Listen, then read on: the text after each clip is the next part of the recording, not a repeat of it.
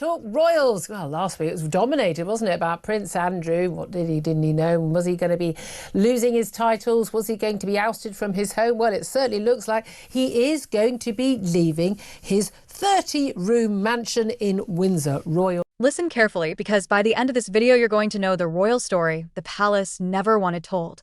How two princesses were meant to be handed a mansion by the Queen herself, how their mother said no, how that decision cost the Yorks millions, and why they— So much royal news, and of course Prince Andrew is continuing to cause serious problems for the royal family due to his relationship with defender Jeffrey Epstein, and King Charles has very much been dragged into this. The King has been heckled during an official visit today amid mounting pressure on the royals to strip Prince. The exact same pattern is now repeating with Prince Andrew's fight to stay in Royal Lodge.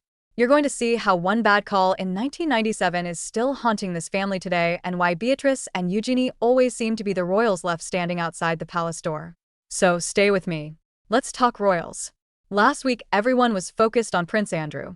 What did he know? What didn't he know? Is he finally being stripped of everything? Is he really being pushed out of his 30-room Windsor mansion? And while all of that is explosive, it actually isn't the beginning of his problems. To really understand what's happening to Andrew right now, you have to go back to a moment when the statement has just come in from Buckingham Palace, and I'll read it for you. It goes on to say, His Majesty has today initiated a formal process to remove the style, titles and honours of Prince Andrew. Again, this is— the late Queen Elizabeth tried to protect his daughters, tried to give them stability after a messy divorce, and somehow the Yorks still managed to fumble it. Once upon a time, Princess Beatrice and Princess Eugenie were the absolute favorites of their grandmother. The Queen adored those girls. She had watched their parents' marriage implode very publicly. She had seen the scandals, the toe-sucking headlines, the financial mess, and she wanted to make sure the children weren't the ones who paid the price. So in 1997, just after Sarah Ferguson and Prince Andrew finalized their divorce, the Queen did something she didn't do for everyone. Through trustees acting on her behalf, she approved the purchase of a £1.5 million, 7-bedroom, Grade 2 listed Georgian mansion in Surrey called Birch Hall. Not some little cottage. Not some grace and favor flat.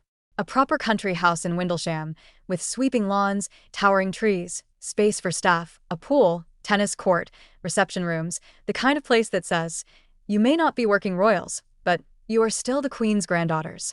The plan was simple. Move Sarah and the girls in. Give Beatrice, who was about 8 at the time, and Eugenie, who was only 6, a safe, beautiful, stable home away from their parents' drama. A reset. A sanctuary. A royal grandmother trying to repair what divorce had broken. And then it all fell apart. Because Sarah Ferguson refused to move in. Reports at the time said she told people she couldn't afford the upkeep. And to be fair, running a Georgian mansion is no joke. Heating, staff, gardeners, repairs, insurance, security. Those bills are brutal. But here's the part that has always raised eyebrows. This wasn't just another house on the market. This was a home the Queen had approved for her granddaughters. A royal-level opportunity. A foothold in the Windsor orbit. And somehow, the Yorks said no. Instead, Sarah chose to stay at Sunninghill Park, the former marital home she and Andrew had shared. The result? Birch Hall just sat there. Empty. For 2 years. A ghost mansion. A royal gift no one unpacked. And then, quietly, in 1999, it was sold for the exact same £1.5 million it was bought for. No profit. No legacy. No royal daughters growing up in the countryside the Queen picked for them. Just gone. Now here's where it stings. If the Yorks had kept that house, if they had made it work, if Fergie had accepted the gift instead of rejecting it, Birch Hall today would be worth nearly £5 million. That's a £3.5 million missed opportunity for Beatrice and Eugenie. Not just in money, but in status, in security, in inheritance. Estate agents later called it one of the very best village houses in North Surrey. 7 bedrooms, 4 bathrooms, 5 reception rooms, a 2-bedroom cottage for staff, tennis court, heated outdoor pool, media room, gym, orangery with views over lush parkland. Exactly the kind of place that could have become the York girls' country home forever. Imagine the optics right now, if those two princesses, who are increasingly floating on the edge of royal life, could point to a Queen-approved inherited estate that had always been theirs. Instead, the house was sold, reconfigured, renovated by private owners, and the royal connection vanished. That is the York story in one scene: privilege offered, privilege mishandled. And that's why Birch Hall matters today. Because What we're seeing now with Royal Lodge is the sequel. Fast forward to 2025. Prince Andrew is under intense pressure. His friendship with Jeffrey Epstein keeps dragging the monarchy into headlines King Charles does not want.